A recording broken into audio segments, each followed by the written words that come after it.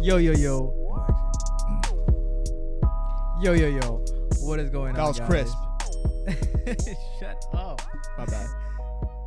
Yo, yo, yo. What is going on, guys? Welcome back to Thoughtful Banter. I am your host, Hussein, with my wonderful co-host, Mahdi. Nothing sus, but you know what's good? And Ah ha ha. Mahdi. Ah ha ha ha. Ah ha ha ha. And yeah, let's hop right into it. Hope Yo. you guys enjoy this episode. You guys, if you watch the Joe Budden podcast, let me know. I watched it a little bit. Yeah, here and there. I follow like hip hop news a little bit, so that's where the interest came from for me. Joe Budden is also kind of hilarious. Joe Budden is a very entertaining person, but man, let's get right into it. So I guess this isn't ghaiba because we're not talking about Muslims, so I guess it's okay, right? The definition of ghaiba was told to me like an hour or something to go by. I was saying I said some people say that. Anyways. some people say that. Yeah, I thought some scholars. Some scholars say that. Well, anyways, my goal is not to ghaiba, right? I'm not trying to keep other men's business and names in my mouth. Pause.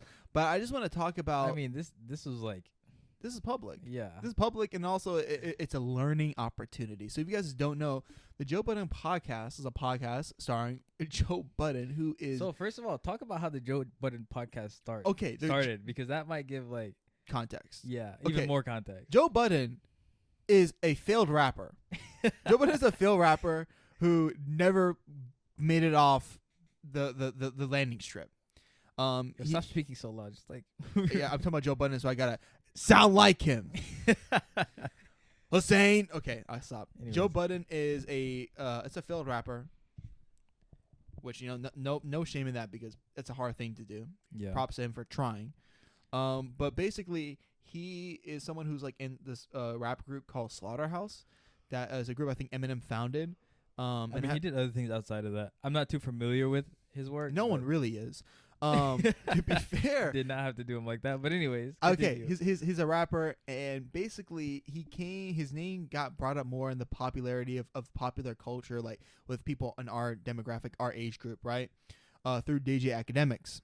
DJ Academics I do not like him. DJ Academics is a commentator of the culture, and he makes videos about the culture. He the culture. I Yeah, mean, okay, that's thank you. that's what it's called, the culture. the quote unquote. I don't know culture. what the culture ever is, by the way. It's just what people do, but like I don't know what it's so vague and what unspecific. constitutes the culture. What's the culture? What constitutes that? He's a clout chaser. DJ Academics is basically a clout It's chaser. a cloud chaser. That reports on things that happen within the music industry, mainly hip hop, but just music industry in I general. think it's like hip hop / black entertainment industry. It like specified because he does some things that just aren't even rapper related. I think like athletes and whatnot. Okay. And he blew up, especially around like between 2016 and 18. I don't know if it was that long ago, but basically he started this show on Complex, which is another one of these like pop culture media outlets. They like follow like a lot of the news and up and coming pop culture and stuff Yeah. like that. Anyways, he was on the show called Everyday Struggle. Really, that was a great show. With DJ Academics and Joe Budden. I don't even know how he got on there. Like, I was think he doing Joe- something before that? Joe Budden got on there, I think, because they had like a back and forth online with DJ Academics, and DJ Academics was like, "Joe, you're really entertaining," because they fight a lot, and Mhm. Joe's like so different than Academics. Joe's like a hard-headed boomer, and Academics is like this clout chaser young guy who's like, yeah, whatever. Like, let's just talk about like this Momo rap. Like, I like this Momo rap, and Joe would just hear a song like, I don't know who these rappers are. This is the goofiest track I've ever heard in my life. Anyways, that stopped though. That ended, and it had something to do with Joe Budden and his contract and something like that. So No, Complex wasn't doing him right. Complex wasn't doing it. Essentially. Yeah, I mean, yeah, okay. So what happened was That's what he says. But now, in light of everything else that's happened, now there's a trend in Joe Budden's in life. that's what makes me skeptical. But anyways, continue. Whatever it is, it's not my money, so I'm not pressed over it. If I ever meet Joe Budden, I just want to let you know. I'm just saying what I observe. Probably never going to meet him, but just because I don't want to meet, just because I never meet somebody, doesn't mean you want to not be just. And trust me, there is like a broader point to this discussion. Just bear with us. Please bear with us. I'm doing an awful job of getting to the point. The point is, right? So Joe Budden, now after the Complex situation, he started his own podcast called the Joe Budden Podcast, and he had these two guys starring with him, co-hosting the show. Rory and Mal. Rory and Mal. Mm. Pronounce them Mal. Rory and Mal and Joe Budden had this great podcast synchronicity. Because the one thing you have to understand about Joe Budden, he's hard-headed, he's arrogant, and he's very strong opinionated. Very, very strongly opinion. Also, he probably has some like mental stuff going on. Like he's not completely normal. I was gonna say that, but the point is, he needs to be around some other people who like water him down. Yeah. Like that's what Academics did. That's what Rory and Mal Like filter him did. out. Yeah. Filter him down. Like give an alternate side of the opinion, because it's like, Joe, what are you going? Like, how are you gonna jump to that conclusion, right? That podcast was great with them, and recently he basically just fired them from the from the podcast. And it's a whole deal. I'm not going to talk about it more. There are some great channels. I mean, just search up Joe Budden podcast drama. They break it down. But Rory and Mal have their own podcast now, and they weren't even. What the heck? I got my manager calling me. Go. There's other channels that are talking about it better than me. I'm not here to talk about what happened. I'm talking about the kind of thing that happened, and that is business and friendship. Mm-hmm. Can it happen? So if you look up the drama with this podcast, I maybe think about myself, right? My situation right now with Hussein right now. If you guys don't know, Hussein's my best friend, best childhood friend, right?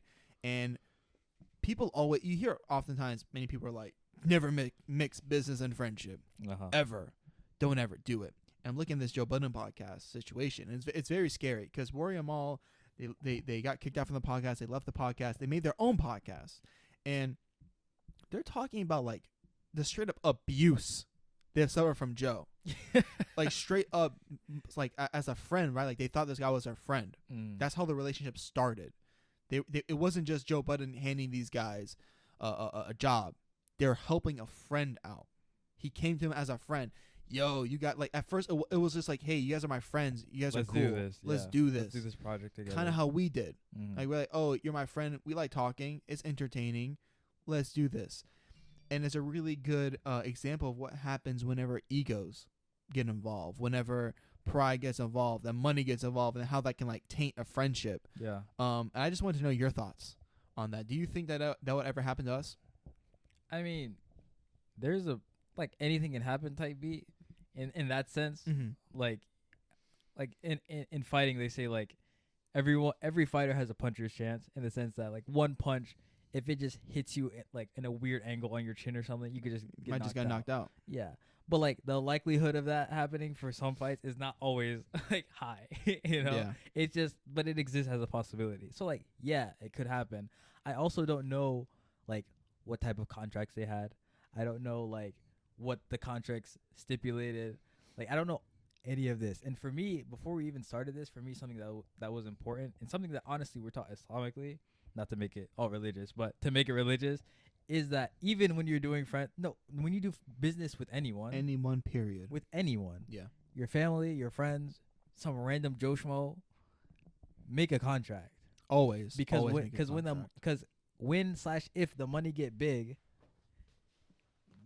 your shaitan is gonna prey on those things, on those ugly parts of your attributes of your nafs that make it easy to ruin relationships. Absolutely. You know? And Shaitan knows you sometimes feel like better than he been doing this for a minute.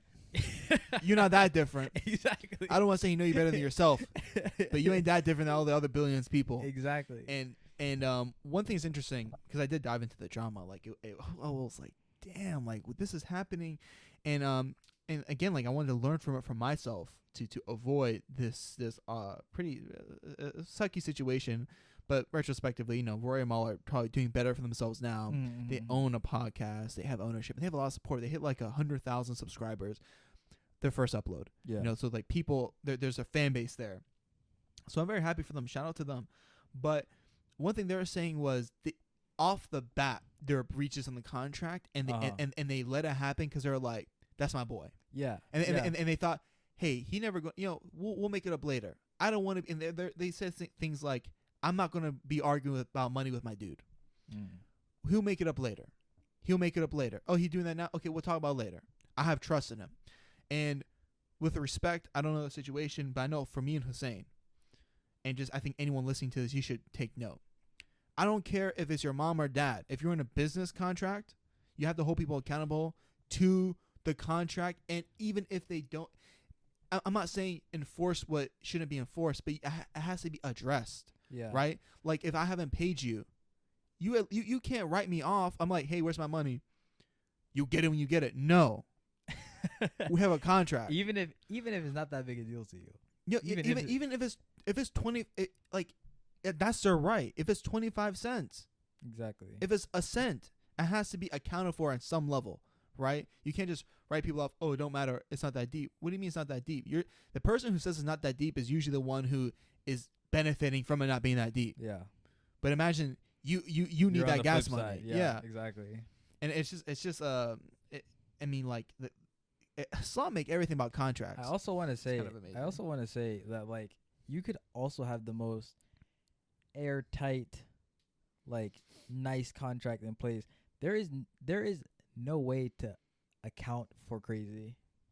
I don't know Joe Budden personally. No. He gives me very crazy vibes, right? And Dude, so Rory Amal, you need to and like. so if some you need to watch this if you video. enter into a contract with someone who's crazy, they would have done that to that person, whoever they entered the contract with, whether you were their friend or not. They probably would have even had less remorse if it was some random that they went into business with. You know? So there's no and sometimes it might just be better to like cut your losses and keep it moving.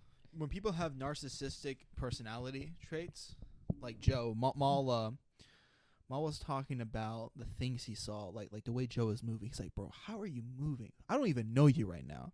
I don't even know you. And Rory and Maul were both saying, basically, I feel like Joe really believes the success of the podcast is trickling down from his music career. And Maul said, Joe, we're at the show right now, and Joe would say something like that. And he's like, Joe, I was around when you were rapping. The stadium was not filled up like this. Mm-hmm. No one was lying down the block for you. Mm-hmm. Like Joe came in the room or something, was like, yo, they lined down the street for me. For me. He would say like, for me. Not for us. And Maul's like, that's for us, Joe. No one was doing this for you when you're making music. Do you know a Joe Budden album? No. I don't. I'm also not from that generation in his defense. But No one from that generation talks about Joe Budden, bro. You know it's bad whenever you had the publicity of like someone like Eminem around you. If you didn't make it, if you don't have any kind of notoriety at all, and you had that kind of opportunity, chances are music wasn't that far. And I was looking at this compilation of the podcast, like subliminal moments where there's tension between Rory Mal and Joe. And like they're good friends because they keep it very a buck with them. When your friend's being delusional, you don't gas him up. Like Joe was talking something about I feel like I have more love for the game than the game had for me. And Mal was like, Joe, I don't feel like that's realistic because there's a difference between having more love for the game than it has for you and you just not being good enough for the game. And that's rough. But like you gotta say how it is. Like you can't you can't let your friend be resentful about something that is their fault. Be resentful about something that they've also made up. Yeah. Like I was so good, but these fake rappers who talk about garbage just got more publicity. You're not what the industry wanted. Also, maybe it could be that you were that good and you just didn't get the opportunities that other people who were worse than you got. Who cares? Yeah, stop. I mean, like, it is what it is. Yeah, I mean, like, you're not owed anything. No one owed you attention. You know, I just remembered when Drake was like on his like huge sneak diss and like I'ma diss everybody. That's why Joe Budden came back into like the sphere of like consciousness. It's because he dissed Drake. I remember it now. Remember Drake didn't respond. Did he not respond? I think he did. No, that's what made Joe mad. Bro, I think he did, bro. Yo, Joe was like, I need a response. I feel like it was good enough. Joe's not really. I mean, Drake's not really. Maybe Jamie for a second. Drake's not really a super offensive like, and by offensive I don't mean like rude. I mean like offensive. Like he doesn't really super come after people who diss him anyways. But yeah, that's how Joe Budden like came back into the public consciousness, because he did make that diss song to Drake, which is actually pretty decent. I think he made two or three, honestly. Attention seeking. Type beat. I don't see I a Drake mean- response here. I mean, if he did, it was something very subliminal, but it wasn't what Maybe. Joe wanted. Maybe I don't know. Oh, I don't oh, remember. I remember at the very least, it was something like Joe wanted more. Like, Like I feel like I should be given this recognition. Like, oh, this all had come up for me. I gotta watch out. Drake and Drake basically was just like, I like brush off my shoulder, and then I'd be kind of hurt too. But I mean, it's kind of funny too, because it's like whenever it shows the psychology of people, like when you have lower abundancy, how you perceive things. Like Mhm. I would think to myself, man, I really thought my career was over, and here I am making a living off a podcast, yeah. vibing. But instead, you're in a headspace where you're focused on what you don't have or what you might not have in the future, and like acting like people are gonna backstab you. But I think what's Like always looking over your shoulder type beat. yeah, and I think one thing that's important for us is when it comes to the podcast and anything business related, to treat that like it's not a friendship. Mm-hmm. Treat that like a business contract. Yeah, I mean, it's not like, oh, I'm just gonna cut you this slack the one time because you're my boy. It's like, no. Yeah. And if you do come in slack, it's not because I wasn't acting or you weren't acting right and you decided to cut it. It's because the other person said, hey, I recognize this thing. Can I get some time on it? And if the other person says yes, then you get some more time on it. For Yeah. example, that's different. Low-key put that joint in writing too, honestly. Yeah. Do we have it in writing? Yeah, we do. Yeah. Okay. I think one thing before we started, I was like, yo, we need a contract. I Yeah. said, I got you. We wrote up a contract because, I mean, God forbid, imagine Hussein and I don't have a good day. Whose is it? Well, I have the Instagram login. Well, I got the YouTube login. Yeah. The heck, man. Like you got to be on top of your business. You got to, and I just don't like people saying, and Joe and Mal were saying this, not Joe and Mal, Roy and Mal were saying this, like, there's like, we can definitely have business and friendship. I think we should, like many cases.